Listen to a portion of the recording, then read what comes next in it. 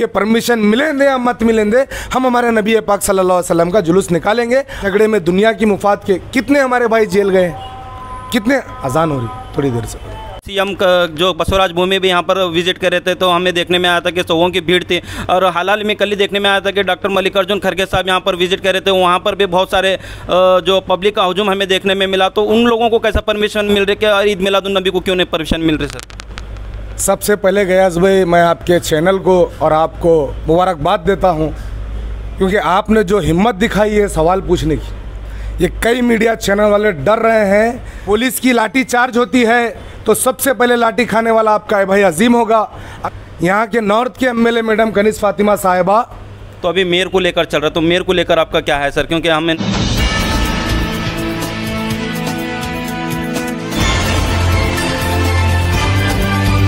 कौन बनेगा मेयर और किसका बनेगा मेयर, कौन से पार्टी से बनेगा mayor. Welcome to Indian news. मैं हूं गयासुद्दीन। जो हमारे साथ में मौजूद हैं जो यूथ लीडर या एम प्रेसिडेंट मिस्टर अजीमुद्दीन साहब। तो हम आज जानना चाहेंगे दो एक अहम मुद्दे यहाँ पर जो नज़र आ रहे गुलबर्गा में, जो ईद मिलादुन नबी को लेकर और मेयर को लेकर। तो हम जानना चाहेंगे इस दो मुद्दों को लेकर के वो इसके ऊपर में क्या कहना चाहेंगे। तो सर हमारे चैनल में आपका वेलकम है सर। तो अभी जो चल रहा है सर ईद मिलादुन नबी को लेकर, तो हर जगह हमें देखने में आ रहा है कि सीरत कमेटी से आपकी मीटिंग्स हो रहे सर, तो उसी को लेकर क्या कहना चाहेंगे सर? क्या अस्सलाम वालेकुम वरहमतुल्लाहि वबरकातुहू। जहाँ तक मिलादुन नबी की बात है,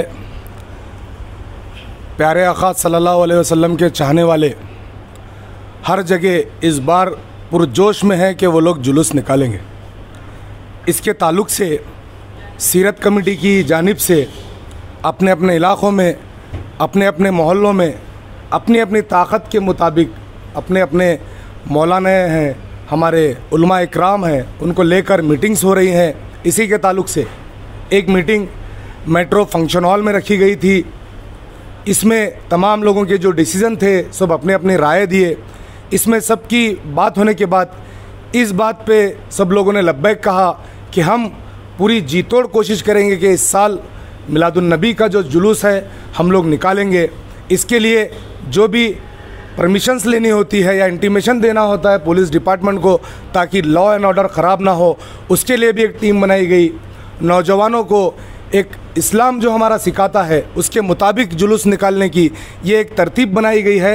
इंशाअल्लाह इस पे हम तमाम हमारे जितने लीडर्स वहाँ पर मौजूद थे और जो उलमा इकराम वहाँ पर मौजूद थे, उनकी बातों पे, उन सभी पे हमें भरोसा है। इंशाअल्लाह इस बार का जुलूस हर बार की तरह इस बार भी निकालेंगे, उससे कहीं ज़्यादा मानों में इस बार का जुलूस निकालेंगे और इंसानियत को ये पैगाम देंगे कि हमारे और आपके आका सल्लल्लाहु अलैहि वसल्लम ने जो हमें सिखाया है, हमारा दीन जो हमें दिया है तोहफ़े के तौर पर, जिस पे हम अल्हम्दुलिल्लाह लब्बैक कहकर आज जो चल रहे हैं, इसको इस जुलूस की शक्ल में एक मोहब्बत का पैगाम, एक इंसानियत का पैगाम हम देने की कोशिश करेंगे। जैसे कि बताया जा रहा है कोविड-19 का जो एक बताकर, कोविड-19 के गाइडलाइंस बताकर इसे रोकने की कोशिश की जा रही है। कहीं ना कहीं हमारी क़ियादत कमज़ोर है। जी सर, कोविड-19 को लेकर आप रोकने की कोशिश कर रहे बोल रहे। तो हाल में हमें देखने में आ रहा है कि हर कोई यहाँ पे लीडर अपने अपने हिसाब से विजिट कर रहे हैं गुलबर्गा में। सीएम का जो बसवराज भूमि भी यहाँ पर विजिट कर रहे थे तो हमें देखने में आया था कि सौों की भीड़ थी। और हाल में कल ही देखने में आया था कि डॉक्टर मल्लिकार्जुन खड़गे साहब यहाँ पर विजिट कर रहे थे, वहाँ पर भी बहुत सारे जो पब्लिक का हुजूम हमें देखने में मिला। तो उन लोगों को कैसा परमिशन मिल रही है और ईद मिलादुन नबी को क्यों नहीं परमिशन मिल रही सर? सबसे पहले गयास भाई मैं आपके चैनल को और आपको मुबारकबाद देता हूं, क्योंकि आपने जो हिम्मत दिखाई है सवाल पूछने की। ये कई मीडिया चैनल वाले डर रहे हैं, जो इलेक्टेड रिप्रेजेंटेटिव है उनसे सवाल पूछने के लिए कहीं ना कहीं वो लोग पीछे आ रहे हैं। बहुत ही अच्छा सवाल है। कोविड-19 के गाइडलाइंस को लेकर हमें जुलूस मनाने से रोका जाता है, हमें प्रोटेस्ट करने से रोका जाता है, पर जब ये लोग सीएम यहाँ पर आते हैं तो उन्हें रोकना तो दूर की बात, उनके चेहरे पे मास्क तक नहीं होता, उनके चेहरों पे मास्क तक नहीं होता। हज़ारों की नहीं लाखों की तादाद में भीड़ जमा होती है, तब कोरोना छुट्टी पे चला जाता है। अब जैसे कि अभी मल्लिकार्जुन खड़गे साहब गुलबर्गा पहुंचते हैं 2 जयंती को, जैसे कि आप सभी जानते हैं गवर्नमेंट हॉलीडे होता है, तो मुझे लगता है शायद कोरोना भी छुट्टी पे चला गया होगा। वो भी थक गया होगा कि मैं कितने की जान लूँ, चलो एक दिन रेस्ट कर लेता हूँ। तो ये इंटीमेशन कांग्रेस के लीडरों को पहुँचती है कि कोरोना उस दिन छुट्टी पे जा रहा है, तो वो लोग उस दिन मल्लिकार्जुन खड़गे साहब का एक बड़ा आलीशान फंक्शन रखते हैं। फंक्शन तो रखते ही रखते हैं, इनकी जुर्रत देखिए, इनकी ताकत देखिए और इनका घमंड देखिए। ये लोग आप ही के मीडिया के थ्रू आकर आवाम से अपील करते हैं, यहाँ के नॉर्थ के एमएलए मैडम कनीज़ फातिमा साहिबा, कि आप सभी से मैं गुजारिश करती हूँ, कोविड-19 है, पर फिर भी मैं आप सभी से रिक्वेस्ट करती हूँ कि भारी मात्रा में लोग आकर, भारी तादाद में लोग आकर, कसीर तादाद में लोग आकर इस फंक्शन को कामयाब करें। तो इस तरीके के वो लोग बाइट देते हुए नज़र आते हैं और हम देखते हैं आपके मीडिया के थ्रू हज़ारों की तादाद में भीड़ जमा होती है, वहाँ पर कोरोना नहीं आता। जब वो लोग एक इंसान के लिए जब इतना बड़ा जुलूस निकाल सकते हैं, एक उनके और एक लीडर, मैं नाम नहीं लूँगा उनका, वो कहते हैं कि हमने वेलकम नहीं किया, हमने ईद मनाई है। बड़े फ़ख्र से और बड़े गुरूर से वो लोग कहते हैं कि हमने ईद मनाई है। तो मैं आपके चैनल के थ्रू उन्हीं लीडरों से रिक्वेस्ट करता हूँ कि आपने जिस तरीके से ईद मनाई है एक इंसान की, हमें भी हमारे आका की ईद मनाने दीजिए। आप अपना पावर जो आप लीडर को वेलकम करने के लिए दिखाए, आप लोग मत आइए। गुलबर्गा का नौजवान आप सल्लल्लाहु अलैहि वसल्लम के जुलूस में शामिल होकर वो जुलूस मनाना चाहता है। आप लोग अपने पावर का इस्तेमाल कर हमें परमिशन दिलाइए। परमिशन नहीं दिला सकते तो कम से कम इस मीडिया के थ्रू आकर कहिए कि परमिशन मिलेंगे या मत मिलेंगे, हम हमारे नबी पाक सल्लल्लाहु अलैहि वसल्लम का जुलूस निकालेंगे, आप लोग भी निकालिए। इतना तो आकर मीडिया में बैठ दीजिए जी। तो यानी आप अगर परमिशन अगर नहीं भी देते हैं तो आप जुलूस निकालने के लिए तैयार हैं? मैं अपनी जानिब से, मैं किसी पार्टी का तरफ से नहीं, किसी ऑर्गेनाइजेशन की तरफ से नहीं, मैं एक आका का चाहने वाला, उनकी सुन्नत पे चलने वाला, मैं अपनी जानिब से ये कहता हूँ कि परमिशन मिले या ना मिले मैं जुलूस निकालूंगा। पुलिस की लाठी चार्ज होती है तो सबसे पहले लाठी खाने वाला आपका भाई अजीम होगा। अगर पुलिस गोली मारती है तो सबसे पहले गोली खाने वाला भाई आपका अजीम होगा। अगर पुलिस जेल में डालती है तो जेल में जाने वाला भाई आपका ही अजीम होगा। मैं देखिए, दुनियाई मसले में, दुनिया के झगड़े में, दुनिया की मुफाद के कितने हमारे भाई जेल गए, कितने। अजान हो रही थोड़ी देर से। तो अभी मेयर को लेकर चल रहा है, तो मेयर को लेकर आपका क्या है सर? क्योंकि हमने नासिर उस्ताद साहब का इंटरव्यू किए थे, वो बोल रहे थे कि कांग्रेस वाले बात करने के लिए तैयार नहीं, कांग्रेस वाले चाह रहे कि बीजेपी की सरकार हो। ये किस नज़र से देखते सर आप?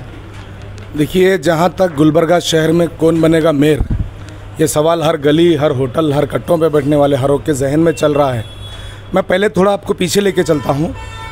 पहले तो केएमपी इलेक्शन होने के लिए 2.5-3 साल हमें वेट करना पड़ा। पहले तो इलेक्शन नहीं होते हैं, मेयर नहीं बनता है, बॉडी नहीं बनती है। किसका नुकसान हो रहा है? ये नॉर्मल आवाम का नुकसान हो रहा है, जनता परेशान है, डेवलपमेंट नहीं हो रहा है। और जबकि इतने मुश्किलों के बाद केएमपी इलेक्शन, कॉर्पोरेट इलेक्शन होता है, उसके बाद में सबसे ज़्यादा सीट लाने वाली कांग्रेस पार्टी है, वो दावा कर रहे हैं कि हमारा मेयर होगा। 23 सीट लेने वाली बीजेपी है, बीजेपी दावा कर रही है हमारा मेयर होगा। 4 सीट लेने वाली जनता दल दावा कर रही है कि हमारा मेयर होगा। तो मैं जो मैजिक फिगर, जो बहुमत है 32 का, वो 32 बिना जनता दल के किसी पार्टी के पास वो बहुमत होने वाला नहीं है। जनता दल के साथ में लेकर ही आपको मेयर बनाना है।